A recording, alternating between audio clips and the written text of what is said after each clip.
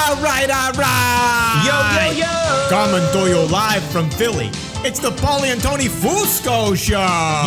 Yo. As always, Paulie Fusco here with Tony Fusco and Tony. Yo. Huge show today. Yo. First, people out there, they want us to comment on the Phillies quote-unquote loss to the Houston Astros in the World Series. Yeah, don't worry, people. We'll get to that, all right? Yeah, hold your horses. Yeah, we're also going to get into the Colts firing Frank Reich and hiring Jeff Saturday, which, despite what all these idiot talking heads out there want to tell you, is clearly a very smart move. Very smart. And on that note, we have on our show today one of those talking heads who apparently disagrees with us because he knows absolutely nothing about head coaching in the NFL.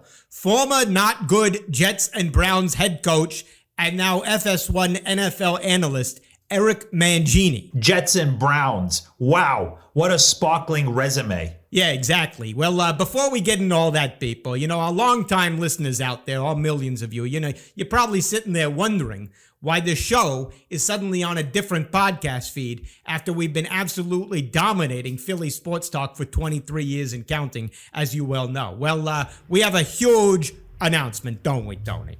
We sure do.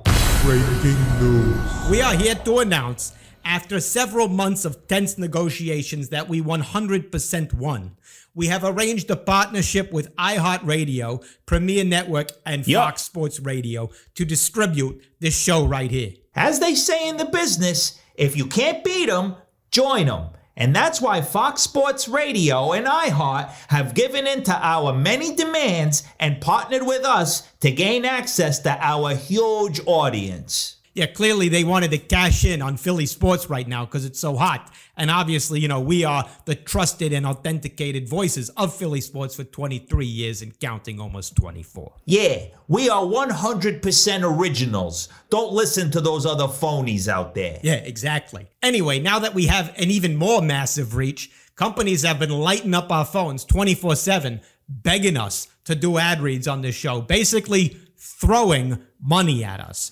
So huge sums of money. Yeah, huge. So right now we're going to do a little business and do an ad read for our good friends at Redbox. Do you stream movies online? What are you, a loser hermit or something? Yeah, get out of the house, weirdo. Redbox, available at some CVS locations, all titles subject to availability.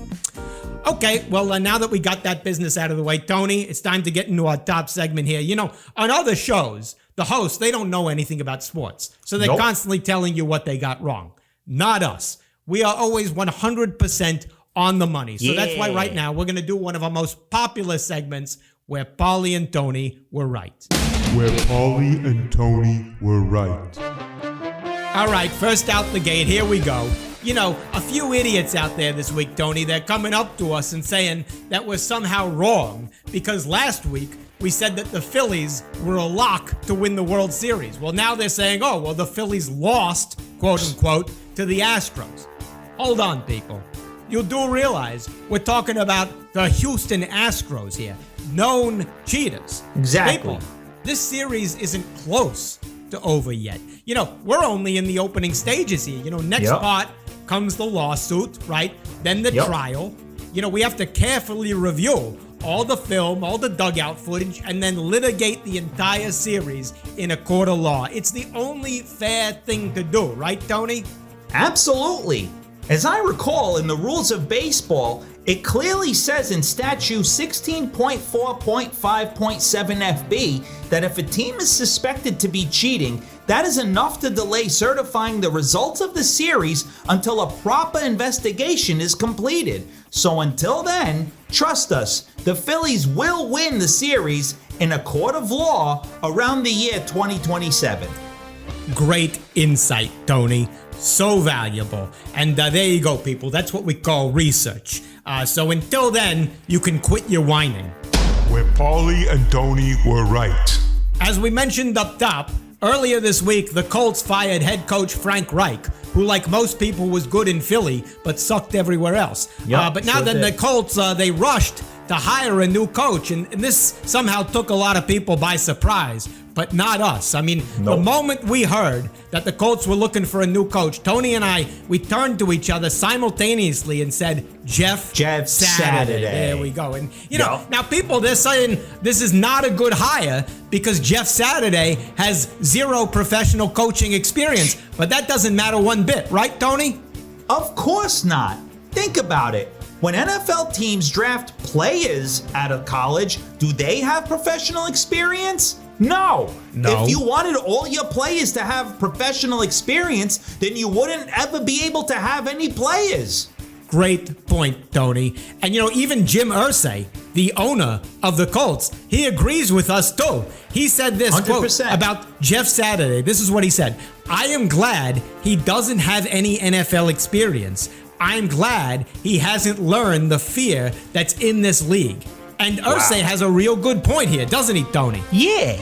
Look at the most dominant coaches right now. They're young.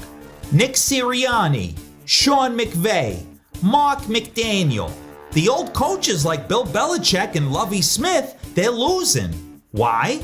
Because they have too much experience. Yep. They know way too many plays. It gets confusing for them and their players.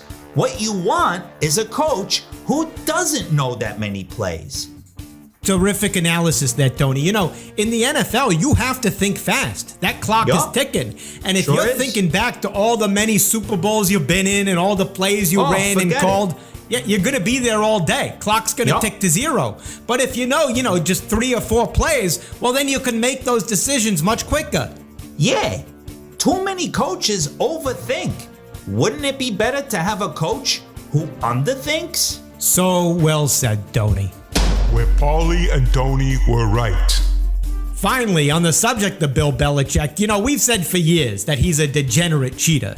And, people, it's taken a while here, but Bill Belichick is finally admitting it. The other day, he told reporters, he said that opposing defenses are jumping plays and reading his defenses too well. And he's saying it's because the Patriots' offensive players are tipping the plays, making moves, and giving away which play they're going to call. And Tony, this is a clear admission of guilt by Bill Belichick, isn't it? Absolutely. Now, while it might not sound to you like an open admission, we have to rely on the principle of he who smelt it, dealt it. If you extend that principle to football, then he who smelt the cheating, dealt the cheating. Great point, Tony. And this is just another sign that Bill Belichick has been in the league way too long. He's no longer good at his best skill, cheating. Yeah, he's getting out-cheated by other teams. Clear sign that it's time to hang it up. Well, speaking of Belichick, we got one of his former assistants coming on the line who worked for him in New England and also went on to head coach the Jets and Browns, other very reputable football organizations there. Anyway, let's just go ahead and bring him on the Fusco Satellite Network. Fusco Satellite Network. All right, now our guest on the line. Apparently he wants to educate us about head coaching in the NFL. Like he knows anything. He's a former fired coach from both the Jets in 2008 and Browns in 2010, so that tells you everything. Yeah. Now he does weekdays, First Things First on Fox, which comes on at 3 o'clock now for some reason, and they haven't even retitled the show, so who knows what's going on there. Anyway, let's bring him in. Eric Mangini, welcome to the show. It is such an honor to be here with you guys. I know this is your first show on a bigger stage, and you guys have earned it. Technically it's the same size. Well, but I'm impressed. It's an honor for them, and it's an honor for you. Yeah, exactly. You're like the Eagles, you know what I mean? You're undefeated. You're doing great things. And I'm just so thankful to be here. Wow. What a great open. See, that's how you be a guest on this show. That's how you do it. That's how you do it. Great tone setter. Thank you, Mr. Mangini. Yeah. All right. So, let's look at the news, Eric. Coach, you like to be called Coach? Eric, what do you like to be called? Whatever you guys feel comfortable with. Okay, Coach Eric. All right, we'll do both. All right, people are up in arms over the Colts hiring Jeff Saturday, even though he has no professional coaching experience.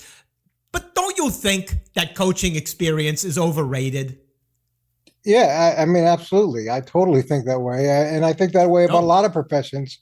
Oftentimes I choose my doctors by how little experience they have. He's being sarcastic here, though. Sarcastic. If I can get he started off with that nice welcome, and now he's behaving badly. Bait and switch. You can just tell us how you really think. That's how sports talk works. If I could be on the air with a couple of podcasters with very little experience of football knowledge, I always embrace those things. Why are you taking shots at us? 23 years and counting. Yeah, well, the executives at Fox Sports Radio disagree with you.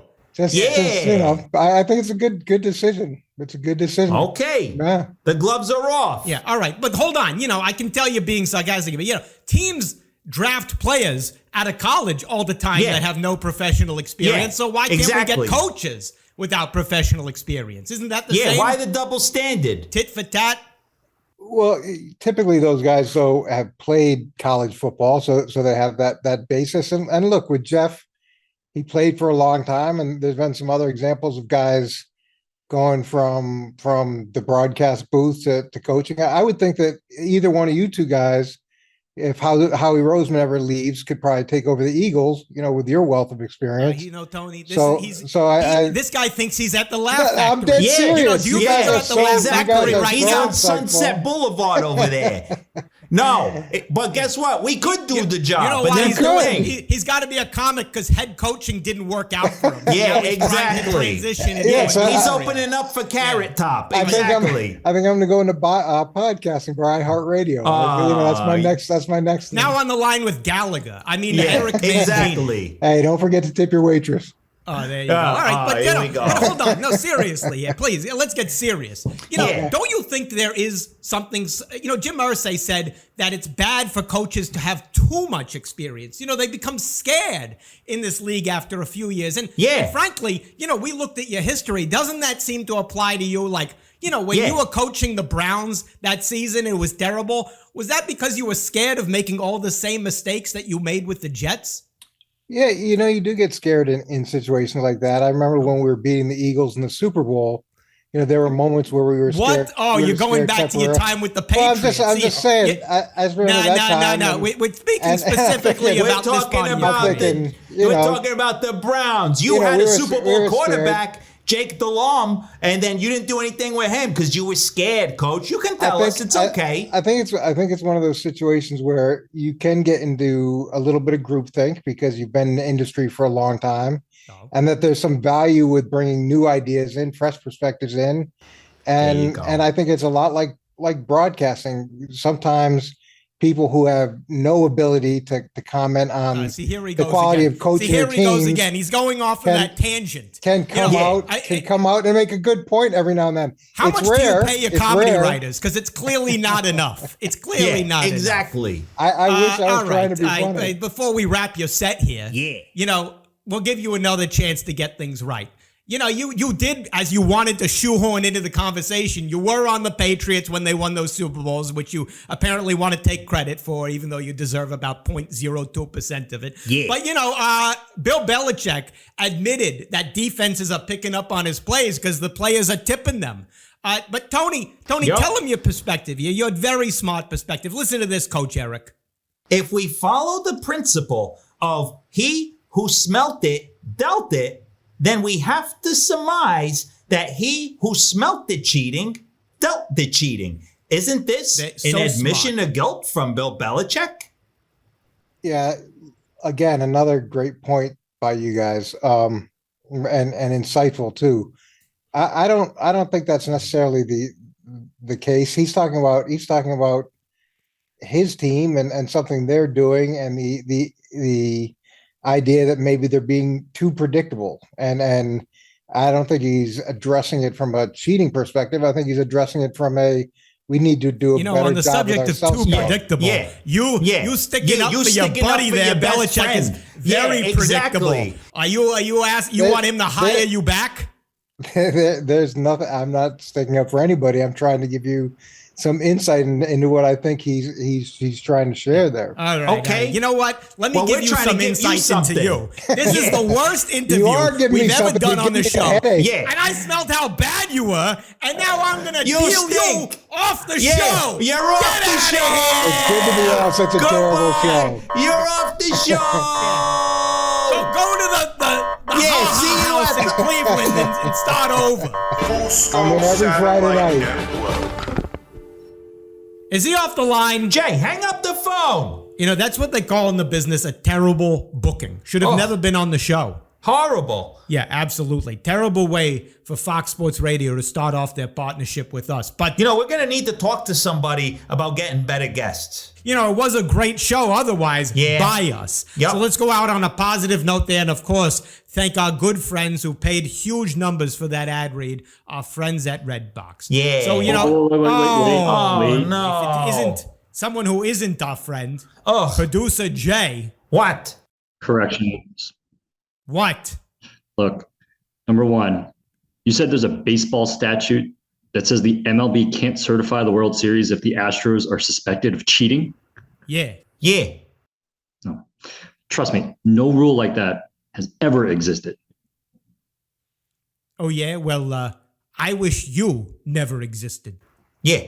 I'd like to rule you out of planet Earth. Now. Good one, Tony. Yeah, that's it. No more. We're enough. done. So, What? second, What? you said older, more experienced coaches in the NFL are losing. Yeah, the dinosaurs. Yeah. Embarrassing. Bill Belichick has a winning record this season. And Pete Carroll is 70 and has the Seahawks in first place. You guys are just way off again. Oh, yeah? Well, I hope you drive way off a cliff. Yeah. I'm going to rip your head way off. Great now that's one, it. Tony. Yeah, we're all right, done. Enough out of you. No more. What? One What? other thing. Hurry up. You called the Dolphins coach Mark McDaniel. Yeah.